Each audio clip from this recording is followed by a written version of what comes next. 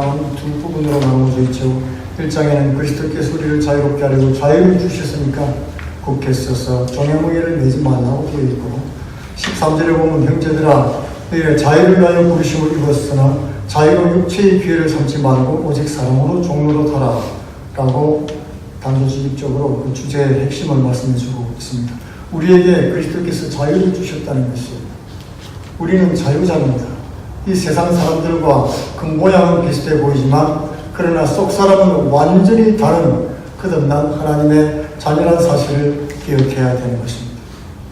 그러므로 이제는 종의 무게를 내지 말고 예수 믿기 이전에 죄의 종이 되어서 얽매이고 졌던 그 시절에 행하던, 열심히 행했던 무슨 일입니까? 음란, 도박, 싸움, 분쟁, 술에 절고, 마약에 절고, 거짓말, 폭력, 분노, 당짓기, 오늘 성경 말씀에 나오는 모든 내용들의 부정적인 내용들은 우리가 다 해냈던 것입니다. 그러면서 보라, 너희가 할례를 받으면 너희에게 아무 일이 없다. 그리스도인에게 그리스도가 없으면 무엇입니까? 아무것도 아니지. 복음 외에 어떤 육신적인 일을 도모하는 것도 아무 일이 없다는 것입니다. 그러면서 율법을 행하는 사람들에게 대해 육신의 일을 행한다고 단적으로 말씀을 하고 있는 것입니다. 내가 할례 받은 각 사람에게 증거하는 이 말은 육신의 일을 도모하는 사람들, 그런 뜻입니다. 그는 율법 전체를 행할 의무를 가진 자라. 율법과 지금 과거의 종에 매였던 시절에 비교해서 말씀하고 있는 것이죠. 율법 전체를, 여러분 안식일은 토요일 지켜야 된다고 얘기하죠. 율법에 나와 있습니다. 토요일 안식일. 그리고 채식을 해야 되고 이런 얘기를 많이 하죠. 건강을 위해서 그러는 건 좋은 일입니다. 좋은 일이고 절제하는 것도 좋은 일입니다. 그러나 성경은 분명하게 안식일과 이런 어떤 규례들과 절기들, 그리고 먹고 마시는 일, 이런 일을 지키는 일로 인해서 너희로 하여금 평안하지 못하게 하라고 골로새서 2장에 확실하게 말씀하고 있죠. 육신의 일을 도모하려고 하는 것은 아름답고 멋져 보입니다. 정의를 내세우고 선한 일 해야 되고, 그 다음에 어떤 특별한 일들을 종교적인 행동을 하는 것이 좋아 보이죠. 그러나 그것이 우리의 신앙을 갉아먹는 근본이 된다는 것을 오늘 말씀해주고 있는 것입니다. 율법 안에 의롭다함을 얻으려 하는 너희는 그리스도인에서 끊어지고 은혜에서 떨어진 자다. 끊어지고 떨어졌단 말은요, 그리스도인이 아니라는 말입니다. 하나님 은혜도 없는 사람이고 그리스도도 없다는 것이에요. 예수 그리스도를 믿음으로 구원 얻는 복음을, 그 복음의 도리 외에 그 어떤 여러 가지 다른 교훈도 우리를 거듭나게 할 수 없고 새롭게 할 수도 없습니다. 우리를 좀 더 나은 인간으로 만들 수도 없는 거예요. 우리가 성령으로 믿음을 따라 의의 소망을 기다린다고 말씀하는 것입니다. 의의 소망, 의롭게 될, 죄인에서 의롭게 되어야지 우리가 천국도 가고 하나님 앞에 인정도 받고 상급도 받게 되는 것입니다. 이것은 바로 성령으로 믿음을 따라 되는 것입니다. 주님을 믿음으로, 주님의 능력으로, 성령의 힘으로 하는 것입니다. 6절에 보면 그리스도 예수 안에서 할례나 무할례가 다 효력이 없대. 공덕을 많이 쌓은 사람이나 그렇지 않은 사람이나 똑같아. 아무 상관이 없다는 것입니다. 오로지 사랑으로 역사하는 믿음뿐이라고 말씀하는 것입니다. 주님을 사랑하고 주의 사랑이 넘침바 되어서 그리고 믿음으로 행하는 그 모든 일들이 하나님 앞에 인정을 받는 것입니다. 너희가 다른 죄를 잘하더니 누가 너희를 막아 진리를 순종하지 못하게 하느냐. 예수 믿기 이전에 모든 죄에 종된 그런 것들이 다시 살아나는 거예요. 은혜로 살던 성도들이 이제 공덕을 따지면서 다투기 시작한 것입니다. 그 권면은 너희를 부르신 이에게서 난 것이 아니니라. 어디서 났겠습니까? 예, 주님께 나지 않았으면 다 마귀에게 난 것입니다. 마귀에게 났다는 것이죠. 그러므로 그런 옳지 못한 가르침, 오늘 적은 누룩이라고 말씀하고 있죠. 적은 누룩이 온덩이에 퍼지는 바, 사소한 비진리, 타협, 그것이 전체를 무너뜨리는 온덩이에 퍼지는 그런 세력이 될 것이라고 경고하고 있는 것입니다. 어떤 인간의 행위도, 어떤 인간적인 의로움도 하나님 구원사에게 보탤 수가 없습니다. 나는 너희가 아무 다른 마음을 품지 아니한 줄을 주 안에서 확신하노라. 그러나 너희를 요동하게 하는 자는 누구든지 심판을 받으리라. 오늘 사도 바울은 굉장히 단도직입적으로 직설적으로 말씀하고 있지요. 여러분들이 다른 아무 마음도 안 품을 것이라고 확신한다. 그러면서 만약에 그렇지 않고 계속해서 너희들을 요동하는 자는 누구든지 심판을 받으리라. 굉장히 무서운 말씀입니다. 성도를 바른 신앙에서 떨어지도록 흔드는 사람, 그런 사람은 하나님의 심판을 받게 된다는 것입니다. 성경에 그런 예언이 있죠. 예레미야 선지자를 대적해서 거짓 예언하던 하나냐는 사람이 있었습니다. 그 사람이 예레미야가 예언하니까 나와서 그걸 분질러 버리고 거꾸로 예언을 했죠. 예레미야는 그 당시 나라가 친애국파, 친바벨론파 둘로 나눠져 있었어요. 그리고 이 애국은 가깝죠. 가깝기 때문에 굉장히 영향력을 많이 받았어요. 늘 애국이 너무나 가깝게 와서 글빛함을 치러 올라왔기 때문에 이 친애국파가 굉장히 가깝고, 바벨론은 저 멀리 있었죠. 바벨론이 아수르를 멸망시키고 북이스라엘을 멸망시켰기 때문에 이런 강대국에 대한 그런 반발이 굉장히 심했습니다. 그러면서 그 당시는 친애국 정책을 취하고 반바벨론 정책을 폈어요. 그런데 예레미야가 바벨론이 하나님이 함께 하시니까 바벨론에게 굴복하라는 그런 메시지를 전했습니다. 그러니까 친애국파가 얼마나 미웠겠습니까? 죽이고 싶었습니다. 그런데 예레미야를 보호해주는 그런 사반이라는 사람이 있었죠. 네, 그 사람이 그를 지켜주면서 몇 번이나 목숨을 구해주었습니다. 예레미야를 대적해서 거짓말 예언을 하나냐는 자가 했죠.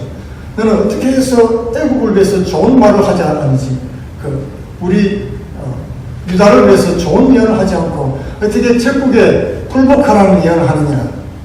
그러면서 굉장히 분노하면서 그 멍에를 꺾어버리고 말았습니다. 하나님께서 바벨론의 멍에를 내려놓으셨으니까 여러분들 겸손하게 회개하고 돌이키십시오. 여러분의 불신앙과 그리고 우상숭배 때문에 하나님께서 매를 드시기 때문에 여러분들 정신 차려야 된다. 그렇게 예언을 했죠. 그러나 그들이 하나냐는 선지자가 거짓 예언을 했습니다. 그때 예레미야가 뭐라고 했습니까? 하나님께서 너를 치실 것이고 올해 내로 죽을 것이다. 그리고 그해 7월달에 하나냐가 죽었습니다. 이 바른 말씀을 증거하지 않냐고 신앙에서 떨어지도록 계속 흔들면서 회개의 길을 막아버리는 그런 역할을 이 하나냐는 선지자가 했죠. 진실을 말해주고 하나님 백성이 주님 앞에 돌아오도록 눈에 보이는 그런 정치나 정책의 문제가 아니라 신명의 문을 두드리면 회개하고 돌아오라고 우상숭배 때문에 그렇다고 그 말씀을 증거했지만은 그들은 그렇게 하지 않았습니다. 유다는 절대 망하지 않을 것이다. 하나님이 함께하는 나라가 절대 망하지 않을 것이다. 신학은 참 좋습니다. 그러나 자신의 부패함과 잘못된 것을 회개하지 않았던 것입니다. 오늘 형제들아, 내가 지금까지 할례를 전한다면 어찌해서 지금까지 박해를 받으리요?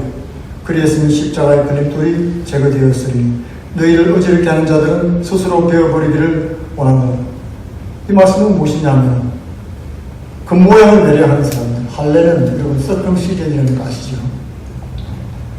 차라리 다 잘라내지 그 표피 껍데기만 조금 잘라낸다고 무슨 의미가 있느냐? 앞뒤가 안 맞다, 그런 말을 하는 것입니다. 끊어내려면 다 끊어내라. 왜 찔끔 조금만 끊어내느냐? 그것이 무슨 의미가 있느냐? 그것이 죄악을 우리를 죄악으로부터 깨끗게 해주느냐? 그런 뜻입니다. 표피뿐만 아니라 아예 그새해야 맞지 않느냐고 말하는 것입니다. 이 세상 나라는 하나님을 대적하는 나라들입니다. 애국도 그렇고 바벨론도 그렇고 다 적그리스도 나라인 것입니다. 하나님께서 그 가운데 자정해 계십니다. 우리는 하나님의 뜻을 구하고 겸손히 주의 말씀에 순종해야 되는 것입니다. 눈에 보이는 것들은 율법적인 것들이에요. 육신적인 일들입니다. 오늘 13절에서 형제들아, 너희가 자유를 위하여 부르심을 입었지만 그 자유를 육체의 길을 삼지 말고 오직 사랑으로 종로로 타라고 말씀하고 있습니다. 온 율법은 내 이웃 사랑하기를 내 자신같이 하라 하신 말씀에 이루었나니 이것은 율법 정신을 말하는 것이죠. 율법을 보면은 우리가 조금 구체적인 내용을 보면은 굉장히 어려운 부분들이 많이 있죠. 그러나 율법 정신은 무엇입니까? 예수님께서 말씀하신 대로 의와 인과 신이다. 그렇게 말씀해 주셨습니다. 의는 바로 예수 그리스도의 의입니다. 이때까지 자신의 의를 가지고 열심히 착한 일하고 선한 일 하려고 애썼던 너희들아, 그것 가지고는 절대로 구원받지 못한다. 바로 예수 그리스도 하나님의 아들 예수님의 의를 의지해야, 십자가 공로를 의지해야 구원받는다는 도리입니다. 그리고 인입니다. 사랑인 것입니다. 사랑으로 행하지 않은 것은 다 소용없습니다. 사랑하면 내 죄악도 용서받을 것이라고 예수님께서 말씀하셨죠. 그리고 신, 믿을 신자죠. 믿음인 것입니다. 주님을 믿는 믿음으로 행하는 것이 효력이 있는 것이지 자신의 의를 가지고 쌓은 것은 아무런 효력도 없다는 것을 말씀해 주고 있습니다. 만일 서로 물고 먹이면 피차 멸망할까 조심하라. 육신의 일은 서로 싸우고 다투는 것밖에 없습니다. 물고 먹는 거예요. 이 세상 일이 다 그렇습니다. 우리 하나님의 자녀들도 이것을 따라가면 안 된다는 것입니다. 내가 이르노니 너희는 성령을 따라 행하라. 그리하면 육체 욕심을 이루지 않느니라. 성령을 따라 행함과 육신의 욕심, 이 두 가지를 대비하고 있죠. 17절에는 육신의 소욕은 성령을 거스르고 성령은 육체를 거스르나니 이 둘이 서로 대적함으로 너희가 원하는 것을 하지 못하게 함이니라. 신앙생활 하면서 같이 못 가는 것들이 굉장히 많이 있습니다. 우리는 그것을 확실하게 해야 돼요. 같이 갈 수 있는 것과 끝까지 가는 것, 그리고 갈 수 없는 것, 그런 것들을 지금 분별해서 지금 미리 여러분 다 해결해요. 같이 못 갈 것은 지금 끊어야 돼요. 같이 갈 것은 힘들어도 같이 해야 돼요. 너희가 만일 성령의 인도하시는 바가 되면 율법 아래 있지 아니하리니 육체의 일은 분명하다. 18절과 19절이 연결되어 있는데요. 율법 아래 있지 아니하다. 그러면서 19절에 육체의 일은 분명하다. 육체의 율법 아래 있는 것이 뭐라고요? 육체의 일이라는 것을 말해주고 있는 것입니다. 이 율법이 선하고 좋은 것인데 왜 육체의 일이 되었습니까? 우리는 이 율법을 우리 힘으로 행할 능력이 없기 때문에 그런 거예요. 선을 행한다고 하면서 악을 행하는 것이 우리의 모습이라는 것을 알 수가 있죠. 율법 아래 있는 육체의 일은 은행과 더러운 것과 호색과 우상숭배, 주술, 이 그룹을 짓고 있는데 음행, 더러운 것, 호색 한 그룹이고요. 우상숭배와 주술 한 그룹이고, 원수 맺는 것, 분쟁, 시기, 분냄, 당짓는 것, 의식 하나고, 분열과 이단이 또 하나고요. 투기와 술취함, 방탕함이 또 하나입니다. 이 그룹을 이루고 있죠. 약한 것들이 서로 이렇게 통하면서 서로 모여있는 것을 볼 수 있습니다. 예수 그리스도의 십자가로 우리에게 자유를 주셨으니까 이제는 죄의 종로로 사는 일들은 하지 말라는 것입니다. 엄난하고 미워하고 분노하고 방탕하지 말고 성령의 지시하심을 따라 순종함으로 성령의 선한 열매를 맺으라. 그렇게 공부해 주고 있습니다. 이렇게 육신의 일에 대해서 말씀을 하고 있죠. 이런 것들은 전에 너희에게 경계한 것 같이 경계하노니 이런 일을 하는 자들은 하나님의 나라를 유혹으로 받지 못할 것이요. 그리스도로부터 끊어진 사람들이야. 그냥 대충 그러다 말고 그런 게 아니고 이런 사람들은 그리스도와는 상관이 없는 끊어진 사람들이라는 사실을 확실하게 알라 하는 것입니다. 육신에 속한 자의 특징을 줄이면 뭐가 되겠습니까? 음란, 미움, 분노, 당짓기, 비방 이런 것들이에요. 이런 것들을 확실하게 우리가 알고 우리 삶 속에서 축출해야 됩니다. 율법, 즉 육신의 종이 되면 은혜로서는 은혜가 자꾸 멀어져요. 자꾸 은혜가 떨어집니다. 육신의 일을 도모하면. 그리고 성령을 따라 살면 사랑의 열매를 더욱더 맺게 된다고 말씀하고 있는 것입니다. 필립 브룩스라는 목사님이 있는데 이 목사님은 굉장히 신령하고 설교도 잘하시는 유명한 목사님입니다. 근데 평생 동안 전도도 많이 하고 설교를 통해서 많은 영향력도 미쳤는데 친구, 임구솔이라는 친구가 있었어요. 이 친구는 불신자고 불신자일 뿐만 아니라 무신론자, 학자였어요. 늘 이 친구 때문에 고민하다가 이제 필립 브룩스 목사님이 병들고 죽게 됐습니다.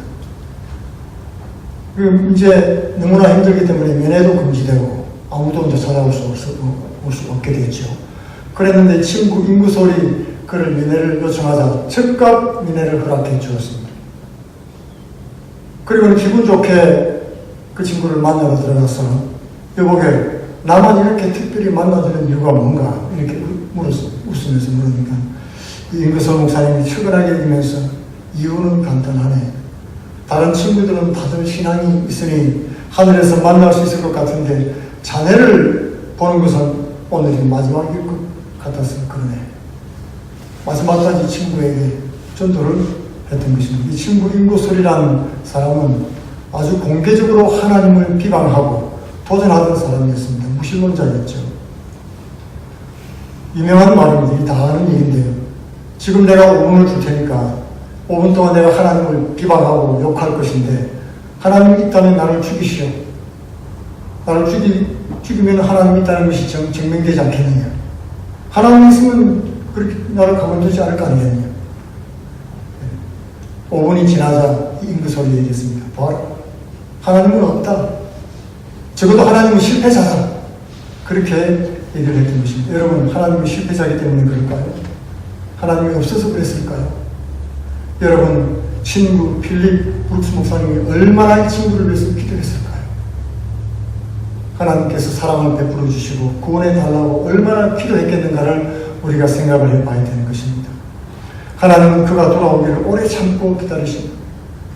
그러나 사람은 영원히 오래 참는다고 말하지 않습니다. 영원히 참지 않습니다. 사람은 오래 참죠. 그러나 언젠가는 오래 참는 그 마지막 순간이 올 때가 있다는 것을 우리가 알아야 되는 것입니다. 우리는 하나님의 인내를 시험해서는 안 되는 것입니다. 그 마지막이 있다. 이 세상에 종말이 있다는 것도 기억해야 되지만 내 인생의 마지막이 있다는 것도 기억을 해야 되는 것입니다. 그러면서 육신의 일을 도모하지 말며 성령을 따라 살라고 말씀하시면서 오직 성령의 열매는 사랑과 희락과 화평과 오래 참음과 자비와 양성과 충성과 온유와 절제니 이 같은 것을 금지할 법이 없느니라고 말씀하는 것입니다. 어느 나라, 어느 민족, 어느 단체라도 어디 쓰든지 장려하는 선한 일이죠. 그렇지 않습니까? 사랑, 희락, 화평, 소화를 싫어하는 사람이 누가 있겠습니까? 오래 참음, 자비, 양성, 충성, 온유, 절제, 모든 사람들이 마음으로 원하는, 간절히 바라는 그런 선한 것들인 것입니다. 이것이 성령의 열매로 맺히게 된다는 것입니다. 이것을 통해서 사람들은 그리스도인인 걸 알게 돼요, 사실. 예수 믿는지 예수 안 믿는지 이 교회가 힘을 발휘하는지 안 하는지는 이런 걸 통해서 알게 되는 것입니다. 뭘로 알겠습니까? 교회를 와도 눈에 보이는 것은 사람들밖에 없잖아요. 성도들밖에. 성도들이 이렇게 성령의 열매를 맺고 이런 냄새를, 예수 믿는 냄새를 풍기게 되면은 그러면 자연히 사람들이 하나님이 여기 계시구나. 그런 생각을 하게 되는 것입니다. 그리스도 예수의 사람들은 육체와 함께 그 정욕과 탐심을 십자가에 못 박았느니라. 우리는 날마다 십자가에서 예수와 함께 죽었다는 사실을 확인해야 되는 것입니다. 나는 죽은 사람이구나. 그리스도와 함께 나는 죽었구나. 육신의 일, 육체의 일, 이 일은 이미 다 죽은 것이다. 나의 고집이나 나의 생각, 나의 주장들은 이미 다 죽었다. 하나님의 말씀, 성령의 감동만이 내 속에서 감동을 주실 때 순종하는 마음을 가져야 되는 것입니다. 우리가 깨어 기도하고 말씀을 읽고 있을 때는요, 이 성령의 음성을 듣기가 참 쉽습니다, 솔직히. 그렇죠? 그러나 뭐 TV를 본다든지 내가 딴 일을 매일 하고 있으면 사실 하나님 음성 듣기가 좀 힘들어요. 그래서 우리가 가능하면 말씀을 읽는 시간, 또 말씀을 아침에 읽었으면은 묵상을 하게 되잖아요. 하루 종일 생활하면서 그 말씀 듣고 문득문득 묵상하게 되고 생각하게 되고 그렇게 되는 것입니다. 그 생각을 하고 하나님 앞에 짤막하게 또 기도드리고 할 때 그때 성령께서 우리에게 지혜를 주시고 깨달음을 주시는 거예요. 그렇지 않으면 어떻게 하나님 뜻을 알겠습니까? 아침 일어나서 잠잘 때까지 그냥 내 생각만 하고 말씀도 안 읽고 기도도 안 하게 되면은 하나님 뜻을 행하기는 정말 힘들게 되는 것입니다. 우리가 성령의 감동을 얻기 위해서 아침 저녁으로 우리가 짧은 시간이라도 말씀을 읽고 기도하는 시간을 가져야 되겠습니다. 우리 그리스도 예수의 사람들은 이 세상 일, 육체의 일, 이 일은 다 끝난 일이다. 옛날에 다 끝난 일이에요. 그것이 우리 속에서 살아나지 않도록 하나님 앞에 기도하는 것입니다. 헛된 영광을 피하여 서로 노엽거나 서로 투기하지 말지니라. 만일 우리가 성령으로 살면 또한 성령으로 행할 것이다. 갈라디아 교회 문제가 무엇이었습니까? 사상이나 교리 논쟁처럼 보였지만 그것은 육체의 일과 성령 사이의 차이다. 육신에 속한 자녀가 약속에 있는 자녀를 괴롭히고 흔들어서 신앙에서 멀어지게 하고 있다. 그것을 지적하고 있는 것입니다. 그러므로 성령의 인도함을 받는 하나님의 자녀들은 이제 율법에서 자유함을 입고 육신의 일을 도모하지 말고 성령의 일을 도모하고 성령의 열매를 맺으라고 하는 것입니다. 그것이 우리에게 주어진 사명인 것입니다. 율법, 육체의 종이 되면 의례로서는 멀어지고 성령을 따라 살면 사랑의 열매를 절로 맺게 되는 것입니다. 주님 앞에 기도하고 또 말씀 따라 순종하려고 할 때 성령께서 우리를 도우셔서 하나님의 뜻을 이루게 하는 주의 나라가 우리를 통해서 이루어지는 놀라운 은혜가 임하기를 축원드리겠습니다. 아멘. 기도하겠습니다.